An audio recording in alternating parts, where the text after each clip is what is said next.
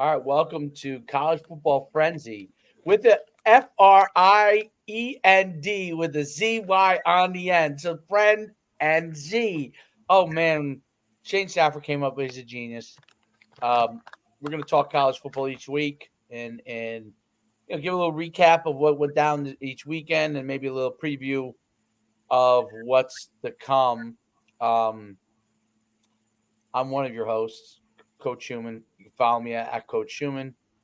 My co-host is Shane Stafford, former arena extraordinaire, one of the greatest quarterbacks of all time in arena football, and obviously also a fellow UConn alum.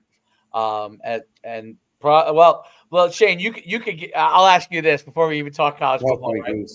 So there are when they talk about the Mount Rushmore of UConn QBs, right? Yeah. Would you agree with that? The Mount Rushmore is you, Yeah. Dan Orlovsky, and Matt DeGennaro. Is that the kind of Mount Rushmore? I think it is that. I wouldn't put I don't know. Hey, of course I'm going to put myself on top. I mean, if I threw the ball as much as they did, there's no doubt. And that I would have all the records. I don't mind bragging. But, yeah, man, I think that is true. Yeah, that's what I would say. Is that I'm trying to think of when I was getting recruited by UConn. Excuse me. You all right, man? I don't know. Maybe you shouldn't be eating Whoppers and Cheetos at the same time. Well, that's what happens when we get on late night. This should be like late night. It should be called Late Night College Football Frenzy. Late Night Frenzy. You know, we're out here to rival Shannon Sharp and Ocho Cinco, in their show where they're like on their the nightcap. So they have the little nightcap in there. The little that's me and you. We're the but lower budget version of that. Hey, the 1AA version. The FCS version. The FCS version, no doubt. We represent. Although, where did Shannon Sharp play? I think he played at Savannah State, which is D2, right? Yeah, Where did Ocho Cinco play? I think they were 1AA, no? I think Savannah State was D2. Were they? Oh, yeah, they might have been. You're probably right. And where did Ocho Cinco play college ball? Somewhere, but I know he balled out at the NFL level. That's all that matters. He got paid. He got paid. We didn't, but he did. There's nobody that's going to get more off topic than me and you when because it's just impossible. Oh shoot, he went D2 also. Yeah. So our show is they made it farther in the he went to Langston College. I don't even know. Jeez, I don't even know what Langston is that even a college, or did he make it up and he was playing sideline football? He was playing two-hand touch and he got picked up. Well, it's like there used to be an HBCU Cheney State, I think, because I represented a player once from there. Oh, Cheney State? That's what they PA, used to right? do. Is that PA? Pennsylvania. Absolutely. Yeah. I think they drop football now, though. That's Philly. Yeah, absolutely. That's a basketball area. Yeah. Oh, it was? Yeah, absolutely. Still is. I represent a player from Cheney State, right? The dude was pretty good, but the team was so bad.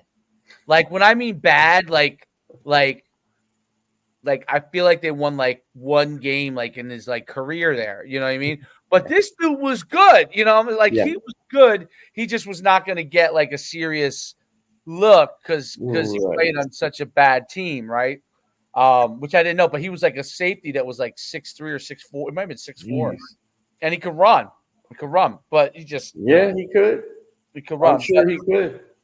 But it was So Langston. So we're the FCS version of it. Again, squirrel. But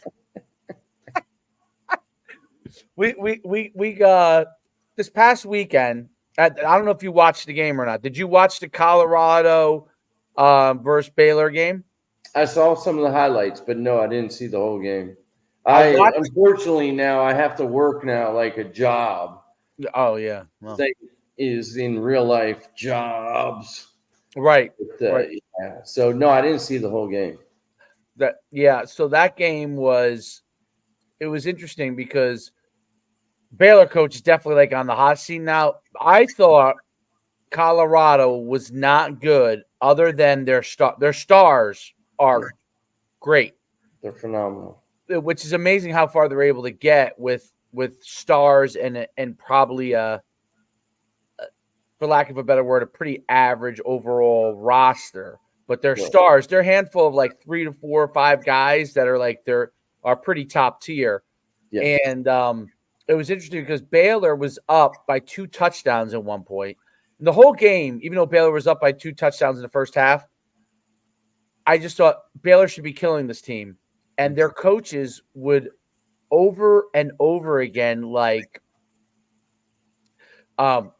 run the ball when they should have thrown. Like the quarterback was throwing wild on them, just throwing away from Travis Hunter because obviously Travis Hunter is great, but he was throwing away from Travis, and they were killing him. I mean, when I mean killing him, like fade balls, going up and getting it.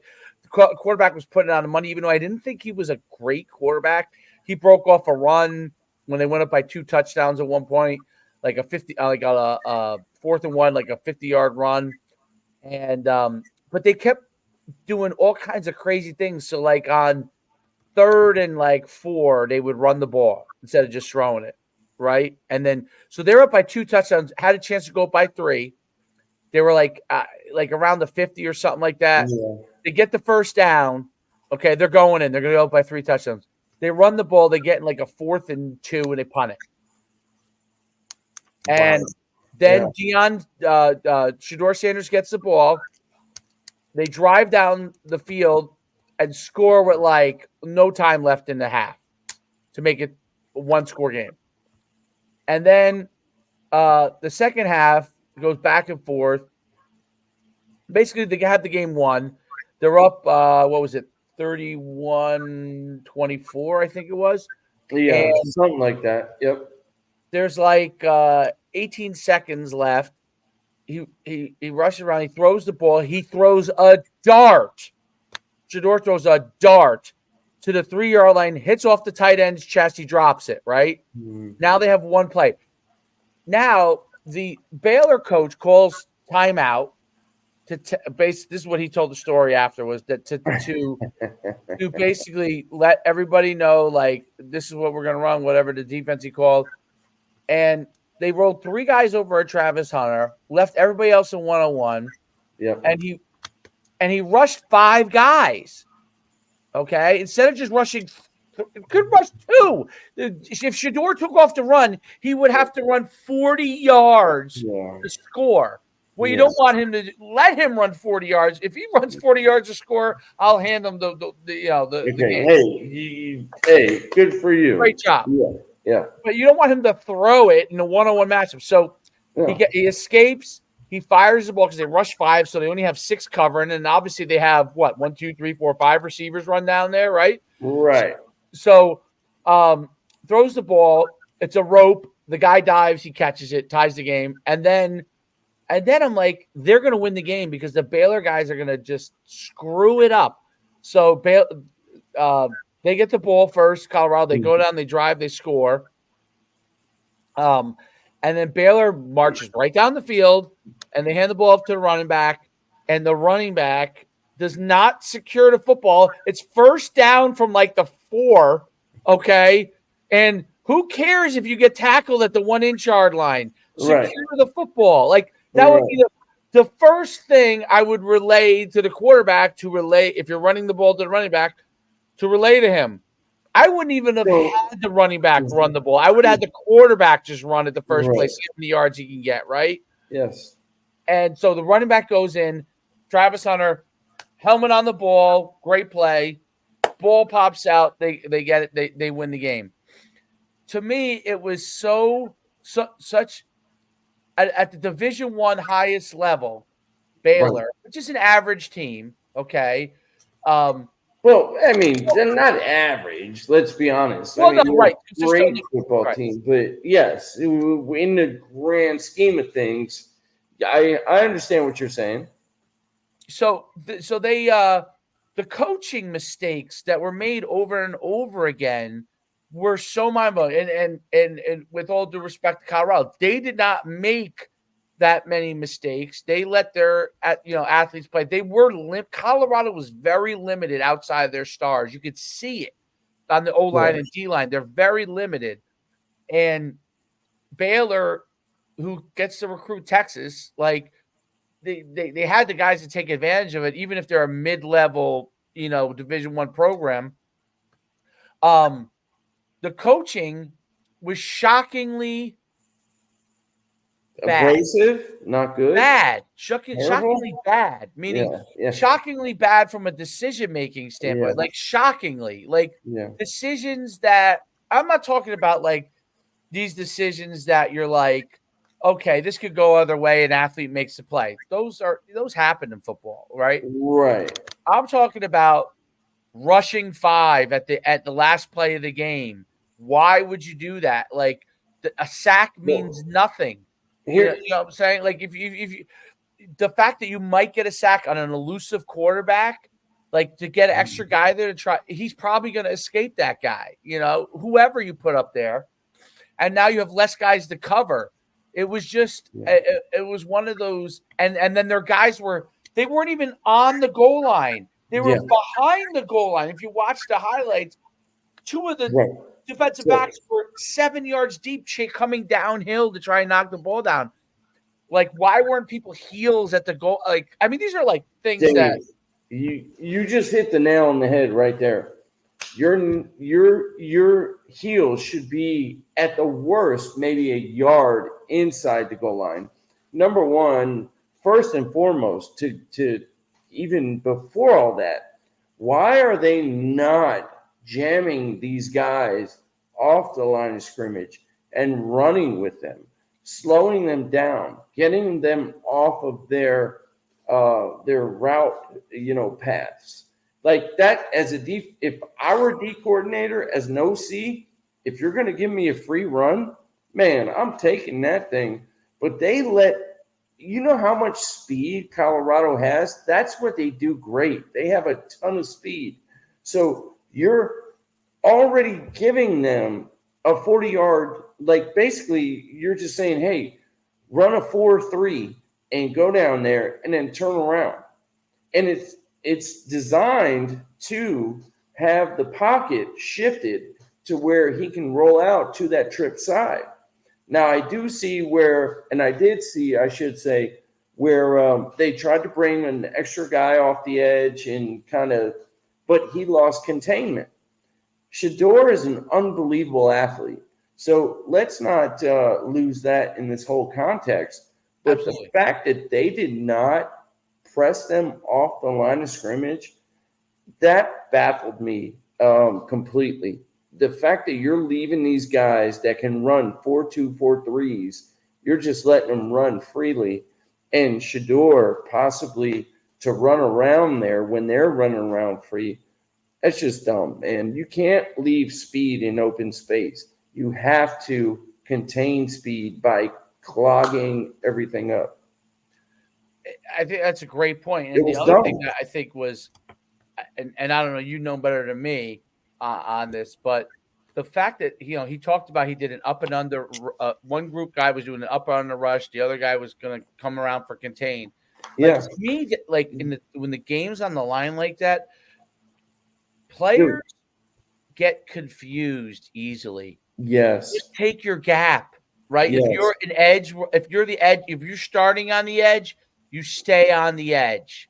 If you're starting in the middle, you could come up and then bend, right? Don't. If you're gonna, you get cute on a stunt, right? You get cute with a stunt up and under, and a guy come around for contain. I think in the heat of the moment, and that kind of a moment, especially knowing you got to get Shedeur, and he almost just threw a dart. The first one hit right off the guy's chest. It would have been a touchdown there. So Dave, the other thing I'm gonna say, man, is this: after watching this and studying it, don't play the ball, play the man.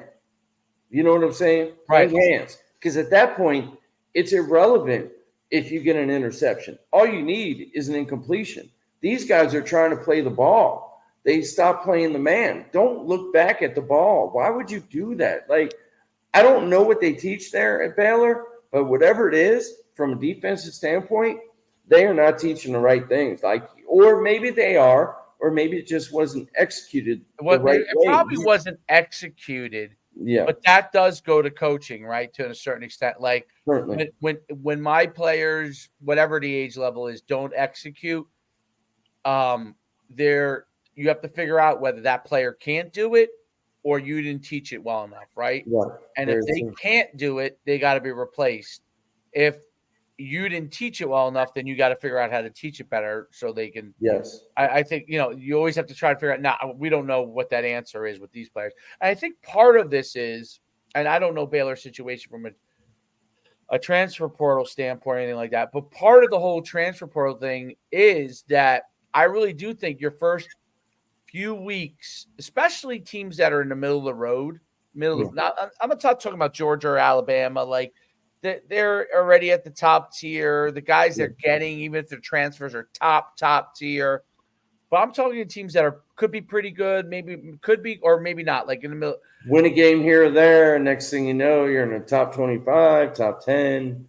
Absolutely. I think when those teams early in the season, because there's so many people are transferring in and out, I think continuity for those teams early on can be very, very. Now, maybe at the end of the year, that may not be an issue, but the first few weeks, I think it has to be an issue. And I think, maybe he is teaching, maybe he is teaching it. And some of these guys are new. Some of these guys, aren't in the program. Well, you get transfers in and out. And then you get a situation where maybe you don't have continuity or the guy gets nervous and has a brain fart, and which happens, which happens, but can't happen in those situations. And you may not know, like you may be looking at the guy that you have in the field at that time saying, this guy is going to be the best guy, but maybe he's not there yet because he just came there. It's very. I mean, I always end up getting in the transfer portal NIL discussion about everything. The thing about you would actually gotten some decent NIL.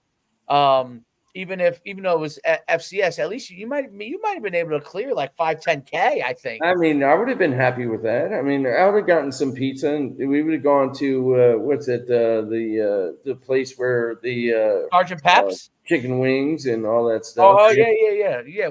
Wing. And the other place with the I don't know, I forget what it is. The dope. Remember the the dough, chicken doughs or whatever. What was it called? Not Was it Doughboys or something? I don't know. Yeah, that was one of my favorite places, though. Man, it was awesome, wasn't it? It's a lot of concussions happened since then, so I don't remember everything. But one thing I do know is this: you cannot let athletes run free. Period. You got to jam them up, and you got to run with them. If you get somebody off the line and you jam them up and disrupt timing from a defensive standpoint, and you know that this guy, especially in the trips formation, it's, I think it's a failure from a coaching standpoint. I really do. I really, really do. I hate prevent defense. Actually, as a quarterback. Well, I think you need to have three guys that are on the goal line at the same time that you're jamming, right? That's the problem with rushing five guys. You have less guys to cover. Yeah, but the last play of the game, all you got to do is knock it down. That's it. In worst case scenario, take a PI. Take a PI. What is it? And the PI in college, does that go now? Does it go to the one in college though, or does it go? No, it does. I think it spot foul. So yes, in that case in point, I'm not 100% sure. So I don't want to sound like a moron. I think it was definitely a spot foul when we played. Yeah, I'm curious if it's still. I don't know. I feel like it may not be. I don't, but I'm not. You can find that out. I'm not 100% sure on that. I'll tell you what. So that game I thought was really interesting. I think that was an interesting game. Yeah, I think the other thing that's really interesting is that Texas might have the two best quarterbacks in the whole country on the same roster, meaning So I'm gonna hold you real quick. It's Okay. 15 yards, no matter where, Oh, is it? Okay. regardless of where interference occurred on the field. 15 yards Yeah, from so you're scrimmage. right. So again, that's not a great coaching job. No. Right, That's because where you you could have teach said, these hey, if this kids, guy gets hey, away, just from go it, tackle the tackle him. guy. Don't even Tackle him. worry about the football. Just tackle him. Tackle him. He can't. Yep. Yeah. Yeah, and then Yeah. they do it again from the 25-yard line. You're probably going to stop it. You're probably going to stop. You're 100% right. So my next question was, quarterback wise, Texas has Quinn Ewers and Arch Manning. Arch Manning's the backup. He started this week because Quinn Ewers was hurt Yes. or injured. But Texas might have the two best quarterbacks in the whole country on the same exact roster. I mean, Shador probably can make an argument that he's one of the 3 or 4 best quarterbacks in the country. But it's crazy how Sarkisian has these two guys on the same roster, and they probably both would be the one if they go to the draft. If Quinn Ewers goes to the draft, he's probably going to be number 1. I'd be shocked if he wasn't. Yeah. And then He's pretty good. Yeah. and Manning, obviously he's too young, but like if he came out now, probably would be number 2. Like you would probably draft like I was shocked by the fact that he could actually run. He's even faster than you or Shane. Even faster than you. That's difficult. Whatever, dude. Your boy Skip came out there and said, I don't know if you remember a little this triple race option we with had. Shane. A little triple option. Remember back when you came to visit me in Tallahassee when I was playing Arena 2 and I actually beat you in a race? You're like, holy ish, Shane. You're actually faster than I thought you were. But you were out of shape, though. Yeah, I was out of shape. I was like a 4.75 guy. Yeah, no, Arch is he is a good athlete, though, and hands down, he is. I mean, these guys nowadays, that's how they train, man. Texas might be the best team in the country. I definitely agree with that one. I think they have a chance to do it. Then they might be number 1 right now. They are number 1 right now. Yes. And I think 2 and 4 might be Georgia, and then Ohio State number 2. Ohio State number 2, and Ohio State must be 3, and then I guess Alabama must be 4. But I think first of all, Texas. I love their roster, man. I think their defense is really, really good. And then I'm just learning their offense now. But, yeah, their defense is pretty stellar. And what they're doing offensively, I would agree with you. I think they can be number 1, depending upon can they handle the pressure. They haven't been there for a while now. Well, last year they were in the playoff. And they lost, right? But let's see. Arch Manning last week was 15 for 29, 258, 2 touchdowns, 2 INTs. It didn't really matter. I mean, good. They won 51-3. So I don't know how much that. I'll tell you the other team I like is Tennessee. Yes, I do like 5. Tennessee. They're number 5. Yes, I do like them a lot. Their quarterback is he got a ton of NIL money. I think he's a California kid, Imaleva, and he's like 6'6", I think. I think he's like 6'6". Yeah. And he can run and throw. I mean, he can move, yeah. He 6'5". He's 6'5". I think Tennessee, first of all, he's a great coach, their head coach. He was a quarterback himself. Oklahoma? Where's the quarterback at? I think he was quarterback at Oklahoma. To be honest. I think he was at Oklahoma. I got to do a bit more research, but I'm not sure. But I do like University of Tennessee, man. They're one of my dark horses. Like if I were a betting man, like I wish I would have put money on them like before the season started. But I'm not a betting man. Yeah, Josh Heupel was definitely was the quarterback. Oh, Heupel, yeah, no doubt. He was out of Oklahoma. Yeah, I'm tripping, man. I'm He was sorry, at man. It's UCF getting late. before, right? So Yeah, he was at UCF before. Now yeah, Gus Malzahn's there. So Josh Heupel was yeah, Josh Heupel. So he must have been under Stoops.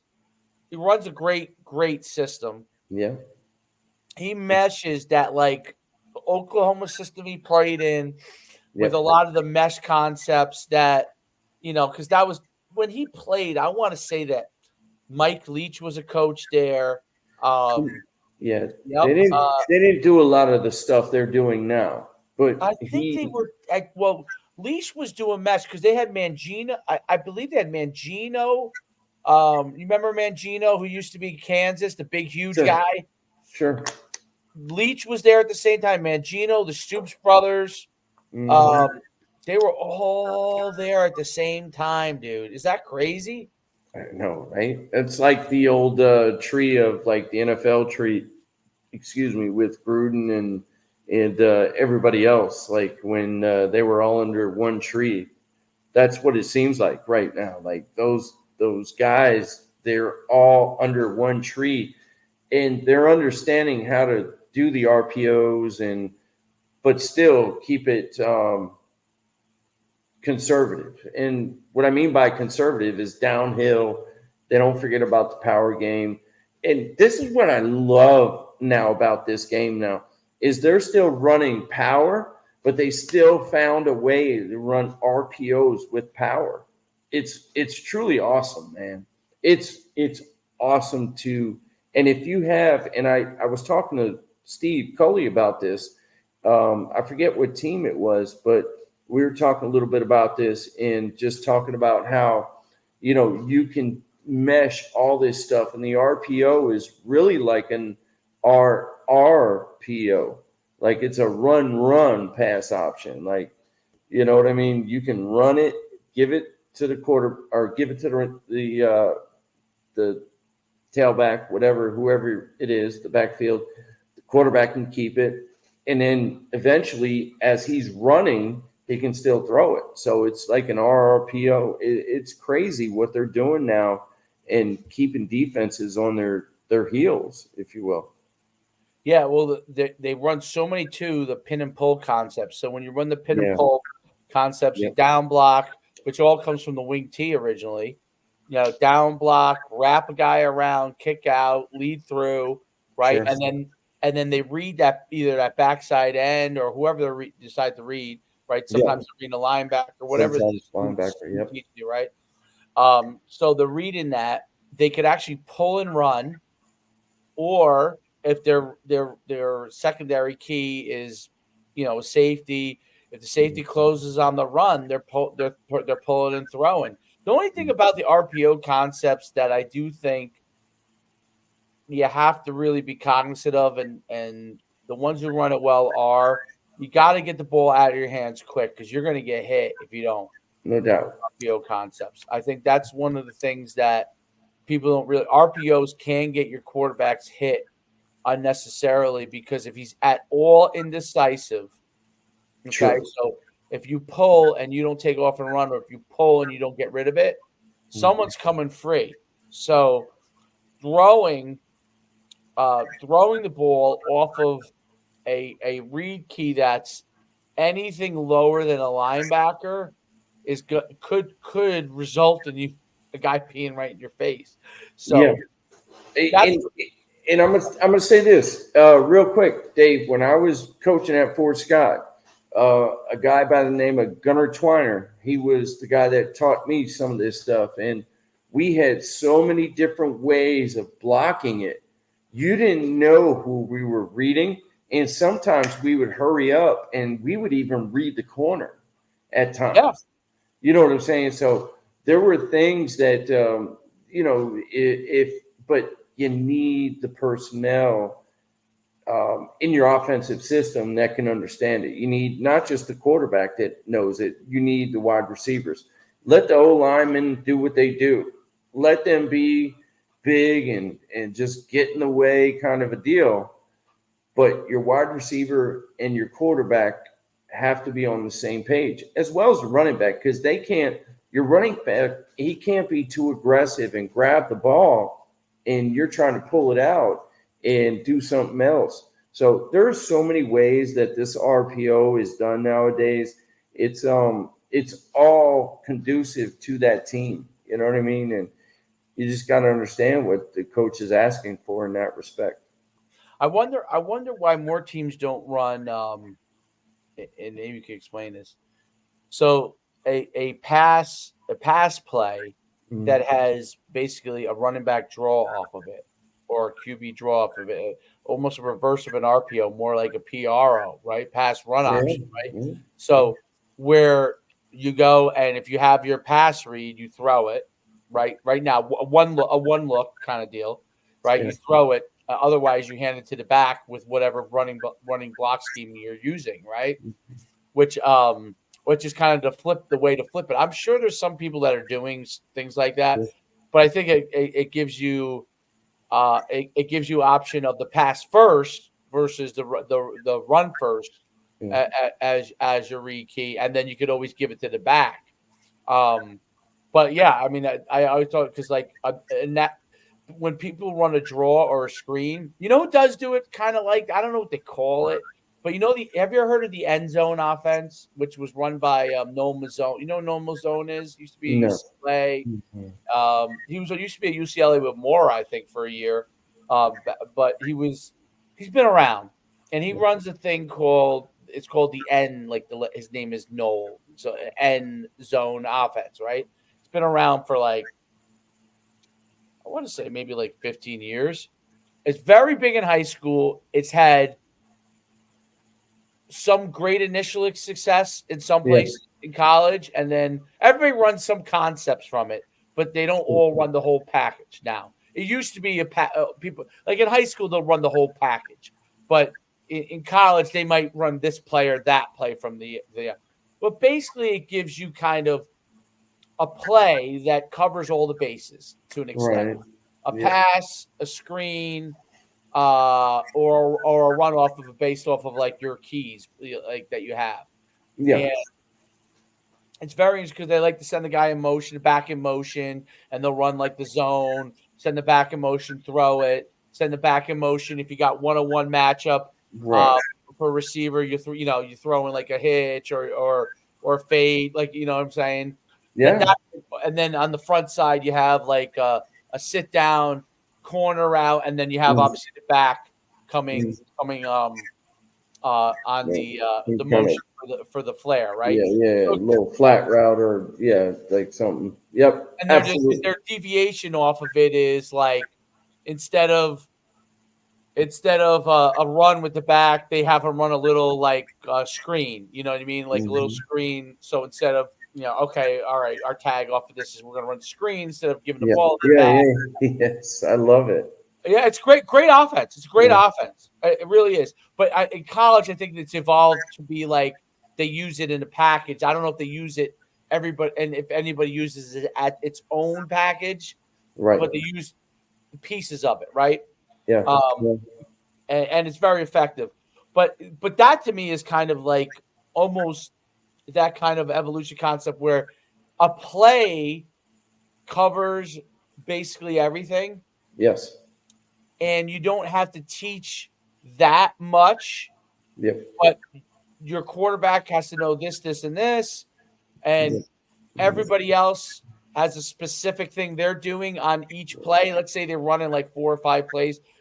That's it. Those 4 or 5 plays, they just yep. run them to death, and everybody knows what their specific role is.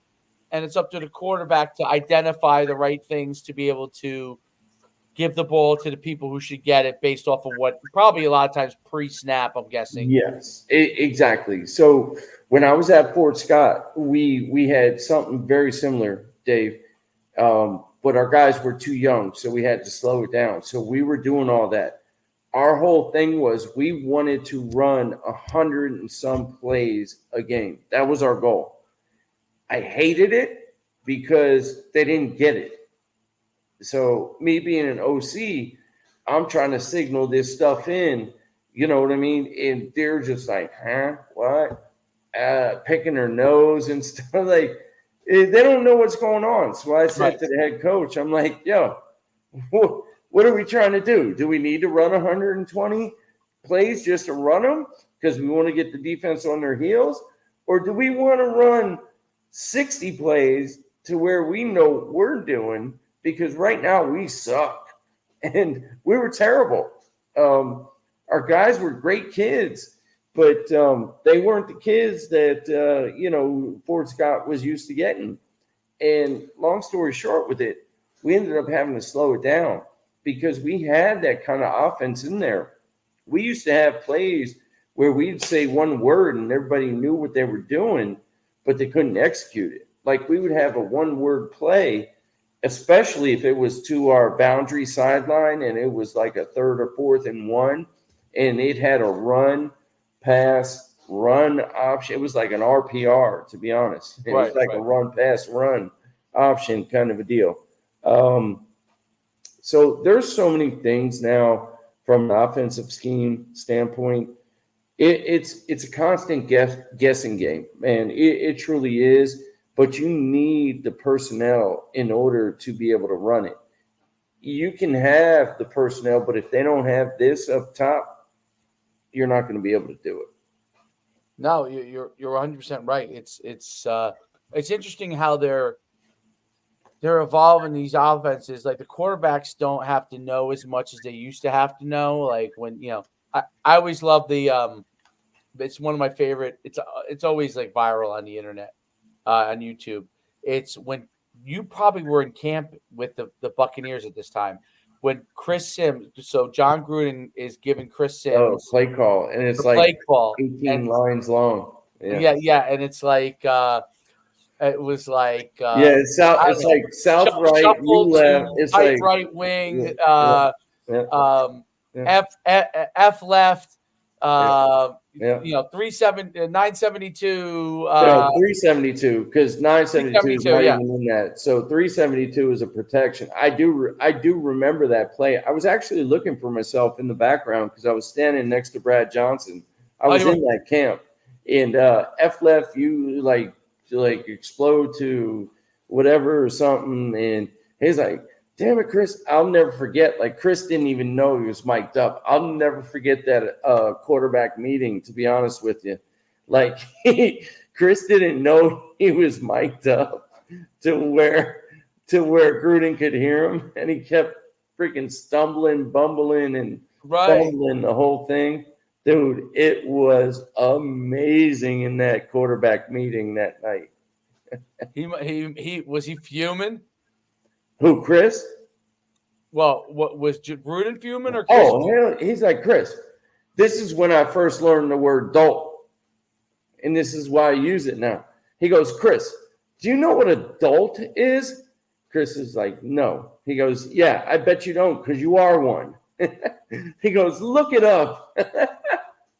And I was like, I stayed in the meeting just to hear it because I'm like, I want to learn everything that John has to say. He goes, it means you're dumbass, Chris. How can you not relay this? I just said it to you 5 times, and he replayed it back. And Chris, you could see Chris getting red. Chris is a blonde-haired guy, and blondies, they get red real quick. And next thing you know, he's like, man, coach, I couldn't get it. Was like 2 sentences long. And I'm going to tell you what I had to do, Dave, during that camp. I would stay up till 1, 2 in the morning just writing those things down in a notepad, bro. I'd have a notepad, and I would just write them down to memorize them. Just to memorize certain that play was, I figured because I watched it, and I was like, okay, so it's a shift to a set, right? Yes. It's a shift to a set. Then you start in a set, and then you shift to a set. Yes. Yes, and then he tagged where the F guy was supposed to be. He had a motion with it, and then he had the protection, and then the 2 routes for the X and the Y, right? But my guess is that Chris probably never had play calls compartmentized in that manner, meaning like each facet, like when you coach, see, this is the thing that coaches don't always realize when they're relating it to players, right? Right. They think about it in their head. It's like, okay, I'm telling him the shift to what set. Like follow the sequence, Chris. The shift to the set. Then I'm tagging the one guy who's away from the set because he doesn't apply to the normal alignment, which is the F. And then I have the motion of the guy who's going in motion, the pass protection, and then the two tags, which is the X and the Y, right? So that's how I do because I coach and you've coached, so you can think about that. But with coaches, he doesn't care because he's a pro coach. He can care less, right? But the bottom line is, what coaches sometimes don't realize is that players do. A quarterback doesn't always compartmentalize it in that way, like a player. You know, the receivers are just listening for X and my route. That's the only thing they want to know. Where am I located? Like, what's the set? And what is my route? That's all they want to hear. Like, bro, I'm gonna next time we do this, man, I'm gonna find my playbook and I'm gonna read you some of these plays if I can find it. It may still be down in Tampa, but if I have any of them up here in Delaware, bro, it's truly amazing. Like it's 2-3 sentences, and you have to. I'll never forget when I had the opportunity to go play in a preseason game, and John was like, "Shane, here's your chance. Go ahead, go get it." I was like, "Fire truck." Like I haven't taken one practice rep. I was like, I hope he just gives me like $9.99. Like that's the simplest thing ever. Like let's just go and I'll check it down if it's not there. No, this son gun, man, I'm bumping into running. Man, I get it in my headphones. He's like, oh, let's go. You right, F left, shift to blah, blah, bunch right, blah, blah, blah, blah. I'm like, that's what it sounded like after about 3 or 4 seconds. I was like, hey, fellas. And the old linemen were looking at me. I was like, look, this is what I told him. I told the old lineman, I said, look, I'm gonna F this play up. I know I am. He's saying it right now. So you guys need to help me out. Because I never called a play in a game or even in a practice setting. So I go up there and I'm like, bam, bam, bam. He's like, the one center said, no, Shane, you mean this. I was like, yeah, exactly what he said. Next thing you know, I'm like hoping to God I do the right thing, right? And certain offenses. That's why I love some of the way that it is now. Simpler. Because it shortens the thinking down and it allows you to focus on the defense. Because not only do you have to call the play set, you have to know once we do shift. And then if we can it, you know what I'm saying? Every time everybody does this, everybody knows this now.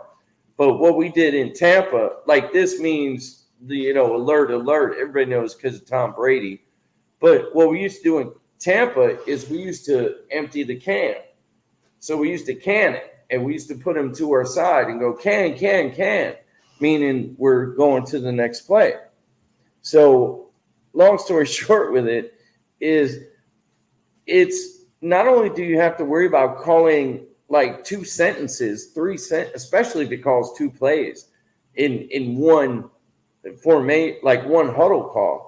You now have to, okay, what are they normally doing in the defensive perspective if we give them like double wides, or if we give them 1 tight end, 3 wides, or if we give them 11 personnel, 12 personnel, whatever personnel, and how they line up to it, and then worry about is the 1-5 to the tight end side, or is the 1-5 to the open side?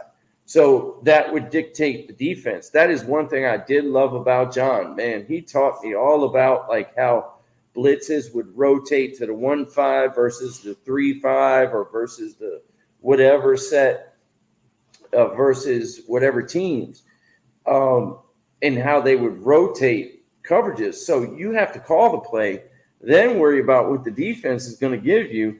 And then if you can it, oh shit, like, wait, I got to have that. And this all has to happen within like 20 seconds. You know what I'm saying? People don't realize this stuff. and they think like you're just going down and 11 guys are just hitting other 11 guys and you just run a play. And it's crazy, dude. And I'm glad that they've kind of cleaned it up and just allowed the thinking to be to the coaches. Puts a lot of pressure on coaches, but these players need to respond.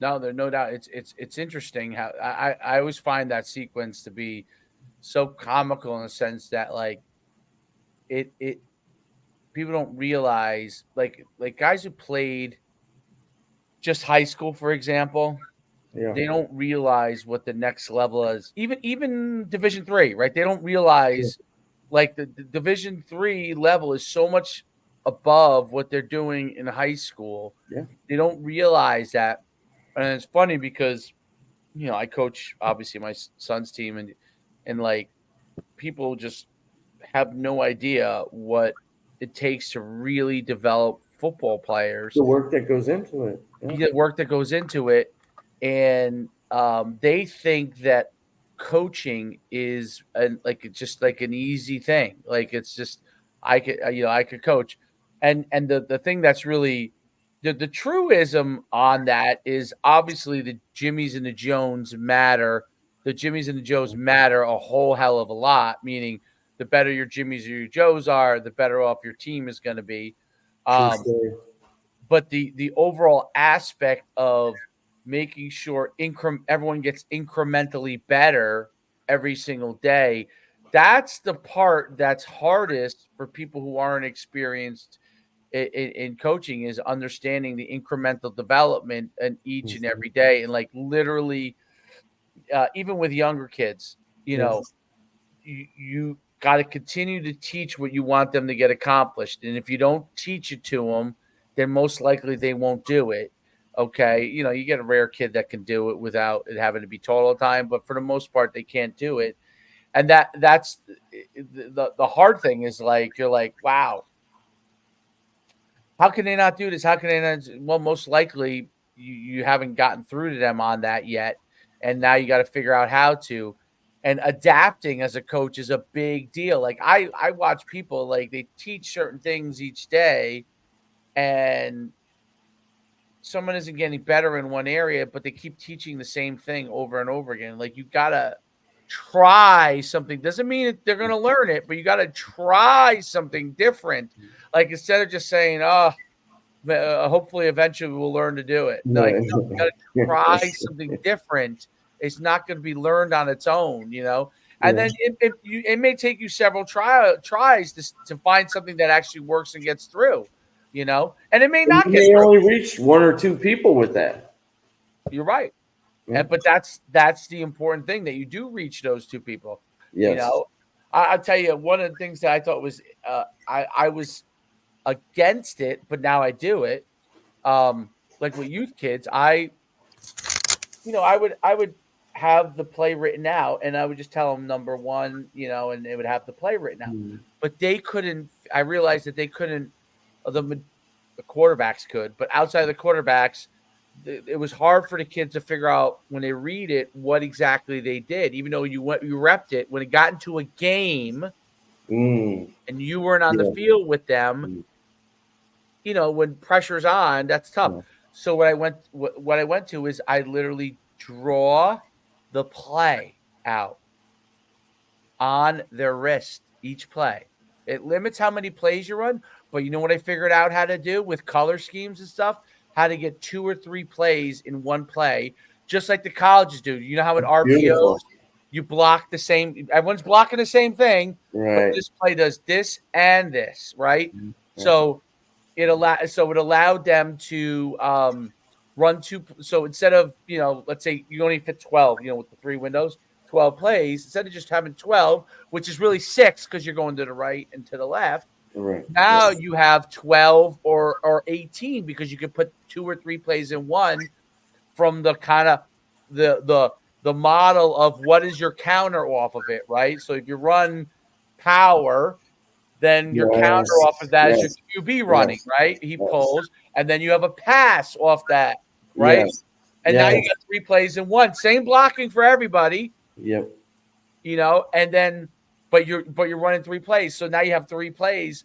And what I realized, because just learning from the kids was like, that's a great way to go. And then I thought, I bet you could do that in high school. Yeah.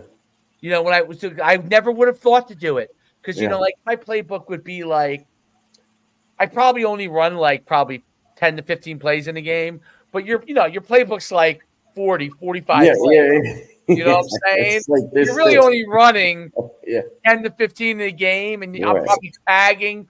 I end up tagging most of the things. I don't even really, I don't even go to those plays, once in a while, like if I need some sort of some home run or home you run see or a something, matchup right? or something. Yes, Exactly. absolutely. But Yeah. it's these somewhat plays. So I thought, like, wow, I bet you that would work in high school, because you can actually draw, like, let's say a team plays a 4-4. Yeah. Okay. And they have certain alignments primarily, right? You draw the blocking as if the 4-4, and then you teach them blitz pickup. Okay. And movement pickup. So you teach them, okay, this is your job if they play a base. Okay. Yeah. But if the base moves and a guy lines up here, or he starts to move there, here's your call. And now you take this. So it teaches the linemen, they don't have to think. They know what they're doing. Right. And then all they have to do is be able to adjust. You can look up. They automatically know, because they look in the wrist. All right, I got this guy. Now let's see if there's anything that changes. Okay, this guy's blitzing, I don't know, the A gap, and I got to make a call for this. But I know who my initial guy is. Now I'm taking this guy, and I make my call. And you could do that with, I've been doing it with, once I went to this with my 9-year-olds, we're averaging a ton of points per game scoring, because crazy, like 20-something points.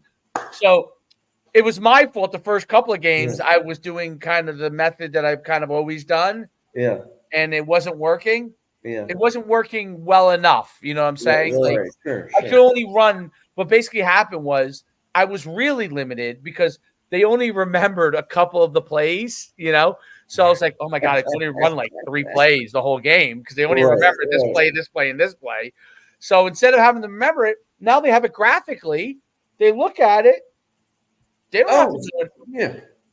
They don't have to know the name of the play. They go by the color scheme and stuff. Yeah. So I call the color scheme, and they know what the play is. Yep. And I got the idea because one of the line coaches said to me, in 7-on-7, where you just put the 7-on-7 plays on the wrist, why don't we do that for football? I said, I don't know. I was resistant, because I'm like, I don't know if I could draw the blocking scheme. But then I went on the computer to do it, and I did it. Like, after we were struggling, I'm like, I just got to go in there and figure out how to do it so everybody could see it and I can draw it. And I figured it out. It took time, because at first it's like, absolutely, it does. Because you print it out, it's too small. You're like, fuck, it's too small. They can't read this. You know what I'm saying? Like, you print it out, and you're like, oh shit, no one's gonna know where to go. Then I revise it. And I'm like, okay, right. Oh, it's a little bigger, but not big enough. And then you know what I mean? Yeah, absolutely. So you get it to the point, and then they could read it. And what was amazing is they felt way more comfortable, because now they're like, and the only other time I had seen this done, not the same exact way, but I played in the state. Remember, I had taken that team that was terrible, and then we went to the state championship. We built it up. This is like you were down in Tampa way back when. Yes, terrible, and I built it up. Yes, I remember you telling me about it. No doubt. Yes, the team we played in the state championship ran 6 plays the whole game. Jesus, how frustrating is that if you're the opposing coach and you know what they're doing? You knew everyone. You knew the play. So he ran 6 plays, and he ran it at breakneck speed. Yes.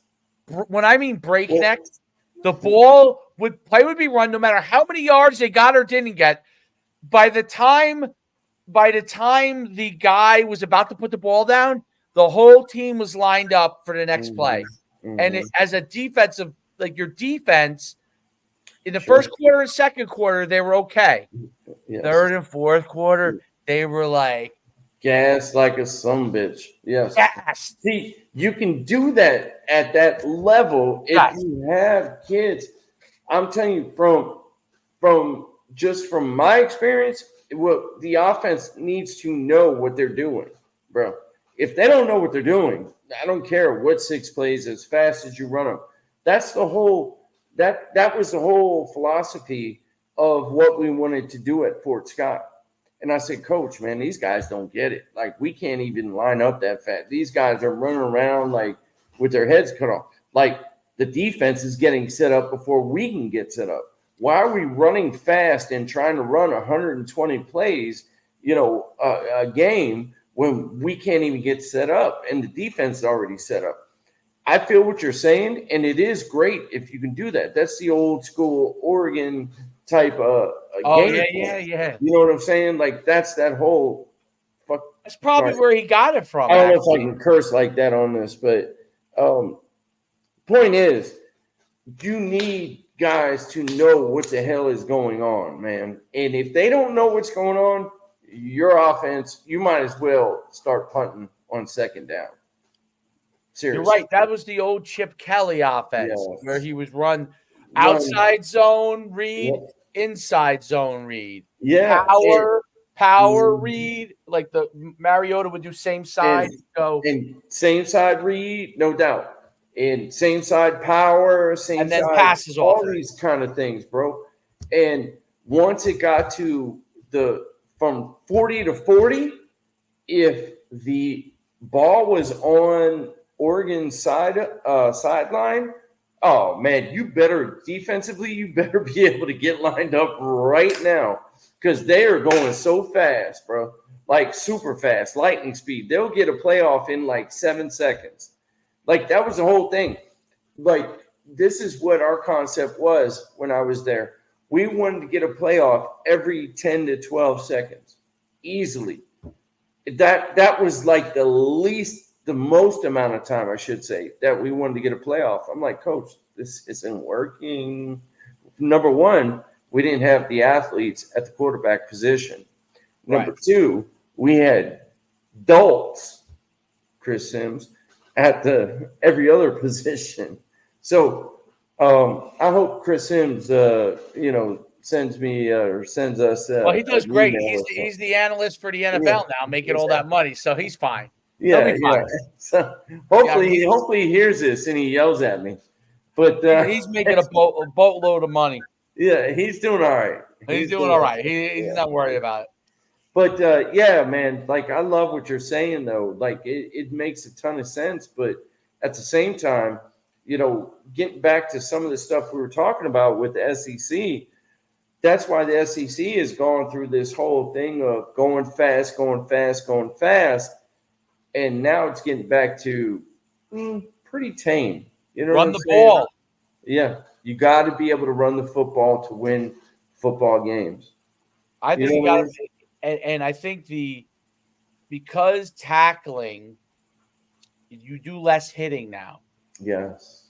So especially in the SEC where you got the offensive line to push people around, and if your offensive line is better than the other team's defensive line, those linebackers and DBs aren't tackling as much as they used to tackle in the old days. Right? Like, nobody tackles like they used to. Like, tackling. So, I mean, the positive is they're going to all have their brains, hopefully, in the near future, because maybe we're doing less of beating them up. The negative is if one team runs the ball downhill and they're just coming at you, like, if you don't practice tackling as much and you're not used to that physical, I think back to like when I was playing linebacker and the stuff we would do in our warm-up alone. I'm telling you, like, I tell guys this all the time. At the end of Vernon Hargreaves' warm-up, I thought I played a whole fucking game. And then we had to play a game. Me and Dexter would talk about this. He'd be like, I just feel like we fucking played a whole game already. Like, holy shit. Like, I mean, we would get out there and we'd be wrapping guys up. Thudding. Dropping and catching balls. Like, I mean, we might get one ball throw to us a game and we were dropping and working on open our hips, downhill, to the right, to the left. I would come out of the warm up and I would be like, and I was in good shape physically. No, you're in great shape, bro. You were was like, so great in space, man. You were great in space. You were space, great. Yes. I used to love it when the linemen would have to come to the next level. And I used to collapse. I used to do this move where I would collapse them because not that I was stronger than the lineman, because I wasn't stronger than them, but I would just get them off balance and then I would go right at them. Like I would make like I was trying to rip by them. Like I'm not trying to engage them. And then I would go boom right at them and get them on their chin. And they would go like that. Like, but let me tell you though, sometimes I remember Ed Ellis from Buffalo was pissed because I was doing that bullshit to him. And he went. I would say New Hampshire. UNH always had some big dudes too. Yeah, he did. You're right. Yeah. And there was a play that was going away, and I was like kind of chasing. Yeah, and dude, he obviously was going after me the whole time, and I just like felt somebody coming. And I looked, and you're like, son of a bitch. I was like, oh shit. Just roll with it, man. Just roll with it. Just roll with it. This big ass 330 pounds on top of me. I was like, he's like yelling at me. I'm like, you got me. You got me. I was dead, man. I was a dead man walking. Hey, that's when you got to put your knee up. That's what I always used to do when I interception or a fumble or something. You know, everybody wants to hit the quarterback. Oh, of course. So I would search for somebody, like you could see it in their eyes, literally, like I'm gonna kill you, and I would wait for them because I wasn't making the tackle. I mean, I'm not fast enough. You know, like you said earlier, I'm not getting that guy. So I'm not gonna take this whooping like a girl. So I would wait for them to come into me. I'd grab them by their shoulder pads. I'd put my knee up and I'd pull them into me and try and get them right in the groin, bro. Like that was the only win I could get. You know what I mean? Like just like you were saying though, like when they have your number, they have your number. You just gotta you gotta take that out. You know. You get the next play and be like, all right, well. I'm not letting that happen again. How fun is football when that is how we have to think? You know what? Next play, I'm going to go ahead and I'm going to do that again, and hopefully that won't happen. That's what football's about, man. Oh, I know that's what makes football the greatest sport. I mean, I understand all the negatives of it because you do think to yourself, man, what I did to myself, like, and you did it a lot longer, obviously. And so you say to yourself, man, like, I'm feeling this, like my right knee's killing me the last 2 days. And I don't even know what's going on, you know, and why is it killing me? Well, if I didn't ever play football, my right knee probably wouldn't be killing me. You know what I'm saying? So if I had been a tennis player, I'd probably still be out there playing tennis right now. You know what I mean? But I chose a sport that sends you at 50. You need new parts. It's like hey, we gotta start a pickleball professional league. I know they have them, but we gotta get one. Well, I was playing pickleball, but then my right knee just said no. Your right knee was like, hey, Dave, guess what? Just because your body wants to do this. Hey, I'm your right knee. I'm not stopping for you. And then you start to stumble and fall and stuff, and you can't even move. And you're always talking about how great of an athlete you are. And next thing you know, you can't even move as fast as you want. Like your body is like, yes, I can do this. No, your mind, I'm sorry, is like, hey, man, I'm a great athlete. I can do all this stuff. Meanwhile, your body's like, no, you can't. Your body's like, you know, you finished when you were 23, and that's what we call retirement. Oh, goodness gracious. At least we got way off basis, but this was fun, though. Oh, yeah. I mean, we never even got I'm curious. So have you looked at so we talked about Tennessee, obviously. Yeah. We talked Texas. Are you familiar with Ole Miss and what Lane Kiffin's doing there? Jeez, it's amazing. Not as familiar as I'd like to be, but man, what he's doing there is pretty special. He's got a great quarterback Yeah, who does the both. NIL is treating a lot of people very well, especially Ole Miss has a lot of old money, and That's right. And that Ole should be a Miss, T-shirt. you know what's interesting how what he's been able to do, and I wonder like if he'll continue. I think he'll continue to stay there. I would, Yeah, but Ole Miss, like you're right, they got a lot of old money. That's where so it's funny because we talk about like UConn how they're trying to raise money for NIL to get, but Ole Miss like that those old Southern programs, especially Ole Miss, Mhm. like if they really want to, that money has stayed. Yes, Yes, it stayed from generation to generation, or whatever business owners that have been really successful from. It's one of the things that alumni networks in sports connecting with the general population is really important, meaning your general alumni population. sure. So, like making those connections because, like, my guess is like Ole Miss has multiple guys that have done really, really well, dozens and dozens of them that have their own funds that are contributing to a lot of the players they're getting. Like literally keeping their quarterback there, paying him close to $1 million, um, and that's just the beginning. Yeah, I know. Well, listen, the quarterback from Arch Manning, Arch Manning and Quinn Ewers. Quinn Ewers gets, I think, $1 million a year. Arch Manning, I think, got $2 million to go to Texas, from what I heard. How soon until the players are making more money than the head coaches? And then when does it become a problem? Like it's I think it's becoming a probably problem. it's probably a pro. Like I don't mean to take us off topic Yeah, I don't again. know. I agree. Like, I think that there is certain places where it can become a problem because, like, if your head coach is Kirby Smart at Georgia, like he's so good and so learned Yes. under Saban, he understands probably how to manage it better, He's but got a name. it has to be very difficult to manage. And like guys like Lane Kiffin Lane Kiffin, from my understanding, his attitude is like, take it or leave it. Like, this is what we're going to do for you. Some other guys are like that.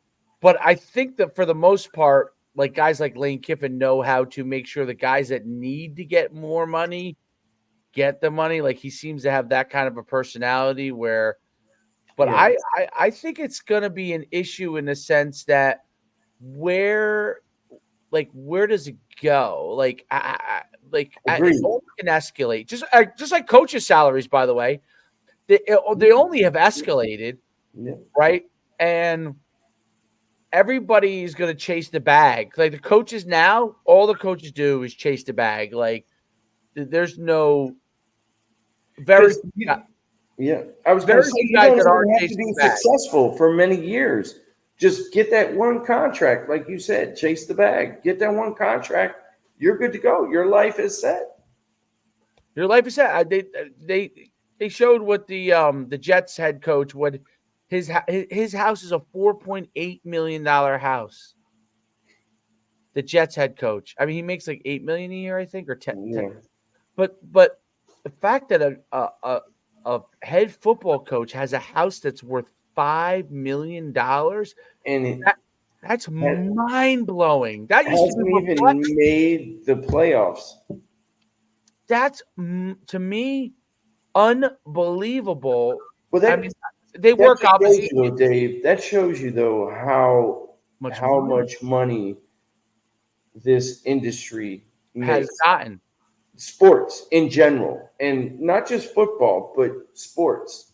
Like how much sporting has attracted so much money, and European football for that matter too. I mean, this can go so deep with this conversation as far as money is concerned. Like that's not even, to I be think if you honest. look at soccer, you played in Europe. When you played football in Europe, you probably were exposed to a lot of stuff that soccer had, right? Because That's why I truly appreciated it. I love soccer. Soccer, the model basically is like what you're seeing, what's happening now in football, right? There's the Premier League, which is the tippity top, right? Which is the NFL. And then there's the sub premier, like those guys, the Champions League and exactly. Those guys are making $1 million, but that's the level below. That's college, right? And that's from soccer. Like this whole model is from soccer, and the coaches in soccer, like the top tier coaches, like those guys are paid. Let me ask you this then. Do you think we're eventually going to get to where they are in Europe, where you start training kids to play American football early and they go to quote unquote university, as they call it over in Europe, and then they have university over there, but it's it's professional sports. Like that's where I think we're going. I think it is. And truly, IMG's model, like IMG, like how their high school is kind of set up. Absolutely, and we're for the top tier kids. For the top. Let's ask this question, right? Because you're in the Northeast, and you lived in Florida. Yes, long time. St. Thomas Aquinas. That's what St. Thomas Aquinas is. That's what IMG Academy is. Bergen Catholic, where Zeke Rogers went to high school. That's what that is now. Bergen Catholic is a factory. And then there are variations of it, but there's a couple of St. Joe's in the North Jersey's like, and there's a handful that are like that. You go around the country, Mater Dei in California, St. John Bosco, Texas, down in Duncanville in Texas, right? Exactly. Yes. So those places are all, and you could go around the country, and you probably Bishop Gorman in Nevada, right? Yeah, Minnesota. I know the schools that we held combines at in Minnesota in different schools. Absolutely, I'm with you. So it's leveraging a scholastic place to do like almost like a minor league, and that's really what it is. And now youth, because I'm in it with Troy, like there's town leagues, which we're still kind of in, but then there's basically all-star teams, right? And clubs, right? Like our 7-on-7 club. Yeah, sure. They become basketball. I mean, that's basketball. AAU. Yep. AAU, right? And there's various levels of that. And if you're unhappy, there's no need to be mad. Like I always tell people, you're unhappy, there's no need to be mad. There's always another place you can go. Somewhere else. There's a million places to go. And people, I'm sure people view that with me, with my own kid, like if I'm not happy, right? Like there's now when we were young, there really wasn't that many options, right? So if it didn't work out in your town, you really were kind of like in a problem, in a pickle. You were in a pickle, right? So you really had to make sure that you were the best in your town, right? Absolutely. But now that's not really the case. And I think that soccer model, there's a lot of problems with it, but basically it weeds it. People don't realize that it's weeding all the people out by tiers. It's weeding you out by tiers. If you're playing at Bergen Catholic, and you're a great player at Bergen Catholic, the worst that's happening is you're going some level of college. And then a lot of the good players are going to be Division I athletes. But the worst that happens is there's not one kid on that team, I don't care who it is, who does not think he's a Division I player. Not one. Right. Now, your local high school, that's different. So you might have one or two kids that could be potentially a scholarship player if it's a good program, or a college player. but the rest of them are not even college players. Even if the team's good, they're not college players, right? Certainly. Yep. So you've already created that system at the high school level, similar to soccer. Just like at soccer, you have, if you go over to Europe, you have You got all kinds Manchester United's club that goes all the way down, all the way to the youth. And if you're on Manchester United from the time you're 8 years old and you keep doing well, you're going to keep getting worked all the way up through the system, and you're either going to get signed by Manchester United or one of their competitors, right? Right. And then if you aren't good enough, then you end up going to like a Champions League club team, right. And you're in that system, a second tier system, right? Or right. And that's what high school is now. Like, yes, that's one of these top programs. Yes. That's the top tier. You have a chance to be a top tier guy. If you're at a lower program, you can go to a top tier program, but it's a harder road. Like no one from my high school. Every kid from my town now that's really good, really, really good, like they identify like at youth level, he's going to parochial. There's no such thing as like a guy like me, or when I coached there in the early 2000s where we had Steve Maneri who played at Temple and played 5 years in the NFL. Steve Maneri, remember him? No, I'm just kidding. Played 5 years in the NFL, and Steve Maharnas. You don't have those guys anymore at our high school because those kids now just immediately go to, if they're that good, from our hometown. Sure. Which the running back from St. Joe's Montville is from my hometown. He's a superstar. He's got a bunch of offers. He wasn't going to our high school. Right. Yeah, exactly. So no chance of it. So I guess what I'm asking is, where do we take this next? Because it's going to go to another level, but what level does it get to? Is everything going to be like an IMG or a private school if you're that good of an athlete? And if you are we going to have different tiers of it? And with that being said, how do these kids get educations? You understand what I'm saying? Like, is high school non-existent pretty soon when it comes to athletics? Like that, I guess that's what I'm asking. Like, it sounds like that's where we're going, to be honest. I think that you already have it at certain schools. Like, so Bergen Catholic, for example, plays against remember Lenny Dandridge? You know Lenny Dandridge? His son's the running back. Yes. His son's the running back. He had the shiniest black, beautiful head ever. Yes. Great bald head. And his straps were amazing. Jacked. He's slim. He slimmed down a lot. But jacked out of his mind. 11. I always tell the story of when one of my first weeks of school, because Lenny lived in my dorm, and I always tell him, and this is not something I haven't said to him myself. I said, Lenny, you sat down on our bed and we're talking to me and Zeke, just chatting because we're all from Jersey, and he's chatting and he's sitting there and he's wearing a t-shirt, right? And he was popping out of his t-shirt. And I said to him, listen, when you were sitting there and I was like, I'm a big guy, but like this guy, I'm like, do I belong? Like this guy was so jacked. He was so jacked. He was so jacked. Like literally the muscles were like popping out of everyone. But his son plays for Del Barton, which is a great. They went to the state championship last year, but it's a super high academic school, right? Okay. Yeah. But they're one of those schools that gets the best athletes that are also very into school. Okay. Academically motivated. Sure. Right, but they can compete with the top tier programs in New Jersey. They may not they haven't won a championship, but they're always in the mix. You know what I'm saying? They're good enough to be in the mix. So it's extremely competitive academically.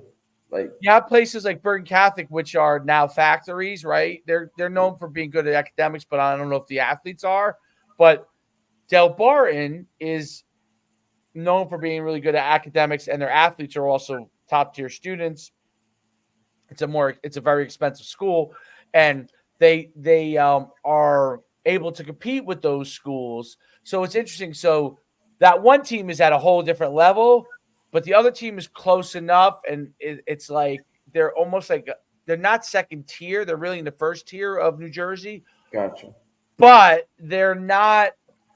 There's multiple tiers to it. That's the thing I think about it. Like there's multiple high level tiers, Mm. and it's what you choose. Like if you're a kid that wants to go to Ivy League, for example, okay, but you're a really good football player, you want to Sure. go to Ivy League, you're potentially Division I kid, but you're a great student.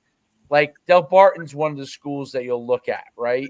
Right. So they get a bunch of those kids. That team's going to be good, right? You get a bunch of those kind Yeah. of kids. Right. Burton Catholic's getting primarily kids that want to play at like Rutgers or Miami or Now they also get people who probably think they could play at that level and they aren't, but they're still good at their Division III but they're also getting guys that are now when you go down to Florida, like Schuman, Madonna, and St. Thomas Aquinas, like they're getting guys that are like, man. Like I remember we ran camps, and I remember Schuman Madonna was kind of coming up. It wasn't there yet. And now where it is, like the receiver Jeremiah Smith, I think that's where he was from. Schuman Madonna went for Ohio, who was at Ohio State. He's a superstar. And the level of guys that they're getting. So Florida is kind of leading the way. So was California with these like all these athletes are on one team. Yeah. I hear what you're saying. And if you are recruiting as a college and your kid is good enough to start on that team and be maybe even a star, I mean the level of recruitment they must have just colleges coming through constantly. Oh, dude, if you want to get a college coaching job, you go to those areas or go to one of those schools or whatever. It's crazy what they do. Yes, you're exactly right, man. Like, actually, Tampa Catholic. I know I'm biased, TB, but my point is Tampa Catholic now. What they're doing now, it's crazy how many D1 athletes. I mean, it's not one or two every year. It's like 4 to 5 major D1 athletes are coming out of Tampa Catholic. It's crazy. Tampa in general, ever since Brady went down to Tampa, it just like it's crazy how many schools now in the Tampa Bay area just are being heavily recruited because he went down there. And not bringing up his name for that reason, but they're the athletes down there. It used to be like the Jacksonville area and whatnot in South Florida, which it still is, but this middle central area of Florida, dude, it's crazy, Dave, how many kids. I mean, you're talking about kids that are like 6'6",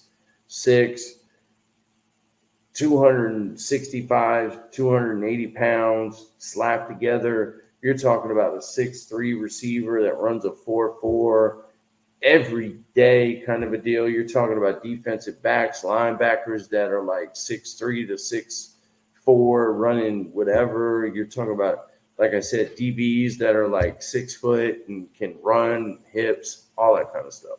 Dude, it's crazy.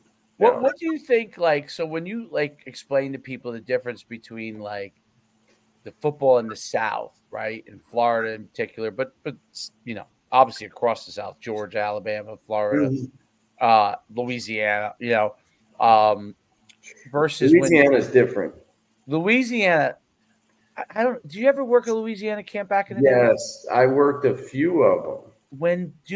The first big Louisiana camp, I worked one, I ran one, and then it was smaller. Then the second year was a big one, right? Yeah. And I go there, and the guys call me over to divert, and they go, "Listen, I don't know if we're doing it wrong." I'm like, "Why?" They're like, We had 3 kids that jumped 39 inches in the Yeah. vert. He's like, I've been doing these Yeah. camps all over the country with you. And like we may have had one the whole year do 39 inches in the vert, and there's 3 in this one camp that have done 39. And so one of the kids who had did it was there. He's like, he's like, is it okay if you jump again? Like, I want Dave to see Yeah. it. Yeah. The kid jumps. Dude, Louisiana's It was just different, like, bro. I was just like, it was like he had. I said, "You guys are doing it right." I said, I checked it. I'm like, it's 100% right. The kid, it was like he had rocket fuel in his legs, In his ass. Hey, there's it's no like other he way to farted explain it. and just went higher. He like, oh, that's how high you want me to go? Okay, and it was like, go gadget, boom, and like he just went and like launched into the air. And I remember thinking, like, people in New Jersey will not understand the level of athletic. I'm not talking about football skills. Right. I'm not talking about being polished, because I always thought that Texas was the most polished football players when I ran camps. By far the most polished. Yeah, I thought California was, but California was very polished, definitely. But I understand where you're coming from. But I said for pure athleticism, like the Louisiana kid, it's not even that big of it's a tiny state, but per capita, like I'd never seen like kids like it's amazing. Like jump, they were fast, they ran good 40s, but just the pure jumping athleticism was and explosiveness. Explosive. Like, they were just amazing. And when you explain, like, when people are like, well, what's the difference between, I don't know, New Jersey's obviously a good football state. PA's a really great football state. Football. Yeah. But we were like, well, what is the difference? Like, we have great football players in Jersey. I'm like, yeah, I can name on my hand the number of kids that have maybe close to that level of explosiveness. Right. Some random kid who's not even going to end up going Division I because he's going to be guided that way. He can jump 39 inches. Yeah, like, I was going to say, anyone in New Jersey jump 39 inches in any gym class, the coach who's running that gym class would walk him over to the football coach and be like, this kid is now on the football team, okay, or basketball team, or whatever. Can he catch a ball? Like, we'll teach him to catch a ball. Like, But if in Louisiana, he might be walking the hallways. He might be walking the hallways because there might be 5 of him. He can't catch. All of his boys, they probably just practice jumping as high as they can as they walk home type stuff. I don't know. Or it's some sort of like, the alligators, the snakes, the lizards. I don't know. Who knows, bro? I don't know what it is about the bayou, but the kids were athletic. And like I said, like people are like, oh, you mean more athletic than Texas and Florida? I'm like, listen, they're not as they weren't all as good as football players. Football players, yes, correct. But because the kids in Texas, like from the time they're 3 years old, like are throwing a football and like catching a ball, and dad has them down there in the basement, like you're gonna be Friday Night Lights. They're worse than me, you know what I mean? They're like throwing me the ball, like the kid's laying there on his back and just came out of mother's womb and he's throwing a football. That's Texas. That's Texas, dude. That's Texas. Dads being they'll jack their kid up because like instead of running a 4.60 40, you ran a 4.62. They'll jack him up for that. You know what I mean? Like he got grounded. Exactly. They don't. But those kids in the bayou though, they just can't, dude. I'll never forget when I saw one of them came up in sweatpants and like some old rusty ass pair of sneakers, and he had a sticker on him with the NUC shirt. And this dude jumped like 36 inches. I was like, bro, you want to take your sweatpants off? He's like, no, I don't have anything on underneath them. This is what I came to work out in. I was like, what the? Dude, did you warm up? No, I just came here. I came in late. You know how they always, in the bayou, they're always late in the South. But it's I remember when he was a And running this back. dude jumped so high. Dude, this his brother, this guy's brother, he actually died a few years ago. I was real sad to see it because Jeez. he brought his brother, who ended up playing at LSU, and he now works for the LSU football program. So his name was Nick Brossette. Okay. Nick Okay. Brossette was a star running back for LSU for a couple of years. And his brother, who passed away, brought him to our camp when he was in 7th grade. And he comes up to me. He said, he said, I signed him up. He said, I called you, you said it was okay. He actually came over to me, really nice guy.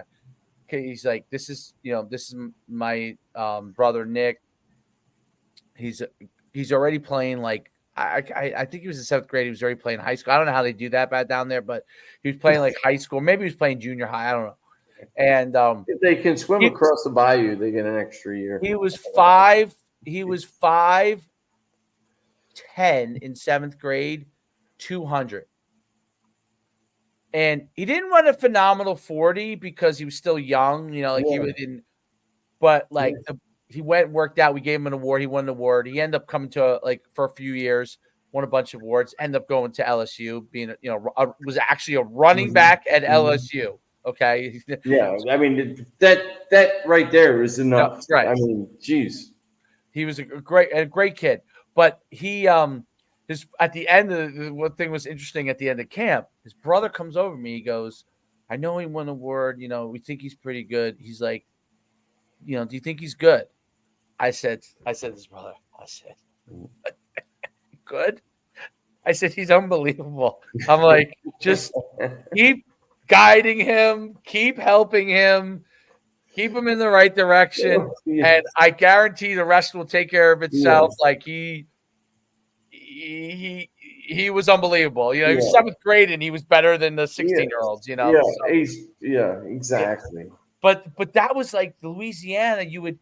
I remember when Leonard Fournette, who only came to Leonard Fournette, did not come to the camp. His coach from St. Augustine only brought him to the remember we used to do the 40-yard dash. We used to teach the 40-yard dash. Yes. Before. Yes. The prep. We used to do the day before prep. Yep. Right.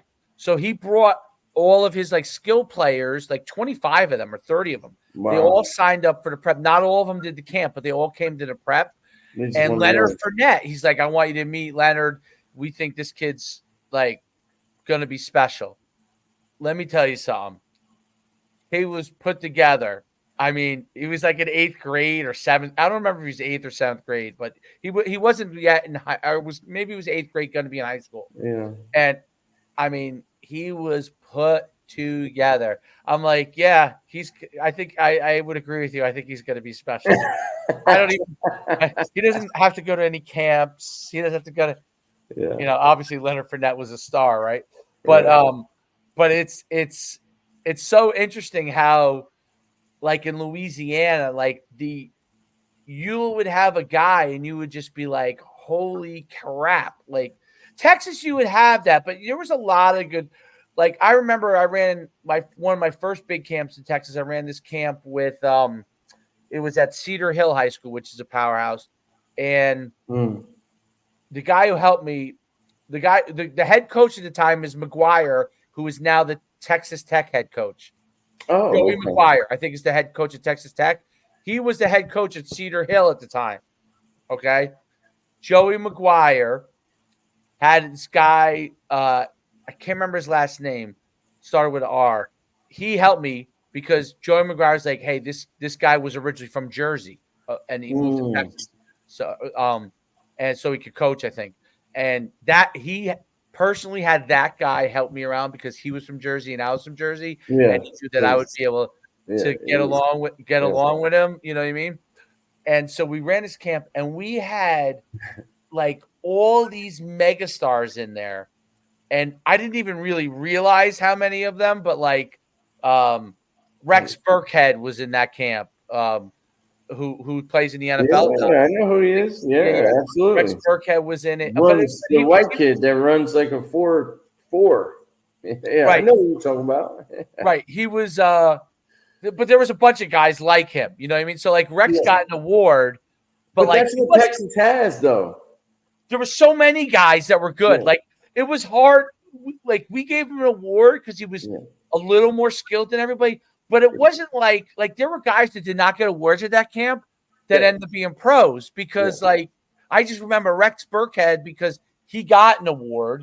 Right. But I'm like, this guy's really good. But it wasn't like he was really good and everybody else was not that good. It was like he was really good, but like these other 5 guys potentially could be as good as him. Yeah. It was like crazy overall, the skill level. Like guys would catch the ball. It was the first place. Texas was the first place I ever went to camp-wise. And California, you're right, was pretty close too. Mm-hmm. Because I remember when I saw, Levine Toilolo. He's a pro tight end. I don't know if he's still in the league. Maybe he might still be in the league. I don't know. I don't necessarily. With the Falcons. Yeah. So Texas, I remember going to. It was the first place I ever saw that like running backs would catch the ball over their shoulder with ease, and I was like, whoa. But California was the second place where I saw guys that were really skilled like that. Levine Toilolo, who ended up playing at USC as a tight end, he goes to the camp. And this is the funniest thing ever. We get done. We're going to give awards. Levine Toilolo is 6'7", tight end, 6'7", probably weighed about 225 pounds. I thought he was unbelievable. When he dropped a couple of balls here and there, but he was so skilled. He was huge. Yeah. We go to give the we used to give a receiver / tight end. We didn't separate. Right. I remember. It used to be both, right? In the beginning. And then I started giving out awards for everything. Yeah. I mean, you can't help it because you had so many gosh dang guys. But so we go to the awards, right? And they picked this other kid. He was a Division I player, but he didn't really pan out, a receiver. And I'm like, we're not going to give the guy who's probably the best prospect in the whole entire camp an award? They're like, I'm like, I came up with like a special recognition where I basically brought him up and shook his hand. And basically he came up, he shook my hand. He was the nicest kid ever, like super nice. Like, I'm like, this guy, like, I'm like, I know he's not getting an award, but this is probably the best Division I prospect in the whole entire camp. Period. End of story. Like, end of an award. Right. He didn't even get an award. So we're gonna mail him the whole entire. His mother comes over to me after. She's like, "Thank you so much." He was Polynesian, and I'm a little bit. I have Polynesian from his last name. Yes. I have I'm a little bit Polynesian, my background, so I have an affinity for the Polys, and and so he so the mother comes over to me and she's talking to me, and she's like, we're hoping. He's good enough to get recruited, and what do you think he's good enough to be a recruitable player? I'm like, ma'am, he is what I call a no doubter. Like, I was gonna say, like, as long as he's a good enough student. I think he went to Stanford. Okay. No, wait, to go Stanford. He was either Stanford or USC. Maybe he went to Stanford. He might have went to Stanford, and he was so good. He was so good. It was so funny because that was back when I had all my guys that were my trainers in my facility. Yeah. Like, like Viddy, who was a soccer player, okay. The one guy who was a basketball player, Brad. Remember Brad? Yes, absolutely. Brad, who was they were basically following my system. You know what I mean? It wasn't that they weren't, and they were learning at the time. Eventually, they all did it all. Could do it themselves. Right. But they were still learning in the beginning. So it was funny when I was like, nobody was gonna. We walked around. I'm like, they give me all the awards. 6'7", 240. I'm like, what's the name of that kid? Like, we're not. He dropped a couple of balls. I'm like, who cares? Well, he'll catch the ball. You can't coach 6'7". You cannot coach that. Let me ask you this: what did he run in his 40? A 4.5? He's good. Let him go. Like, or the other great one was when they went to Hawaii and Marcus Mariota was at the camp. oh my gosh, And he that said, would have been awesome. they call me up and they go, listen, we have a kid that I think in Hawaii, believe it or not, that I think is a no doubter. We got to get out there. And it was Marcus Mariota. He ran a 4, I think like a 4.4, like high 4.4s. He was a quarterback. Right. And like, but I think the funny thing was, I don't know if they gave him the overall MVP. That was like they gave him all these awards, but I don't know if they gave him the overall. Like, so it's funny how like sometimes guys will go out in their head, like they didn't want to give him too many awards. Right. Like gave him like 4 awards, and Yes. and and they're like, yeah, we had this. It was Marcus Mariota. Like we think he might be a Division 1 player, and I was like, He might be Division 1 might. One of the greatest. Like, yeah. There's so many stories like that. Like, remember the first camp that you worked where you brought your guys? We were at what was the school? St. Leo. Yeah, What probably was that college? St. Leo, Probably right? St. Leo College, north of Tampa. Yeah. And we had all those kids in that camp, and I remember you came there and you're like, oh, is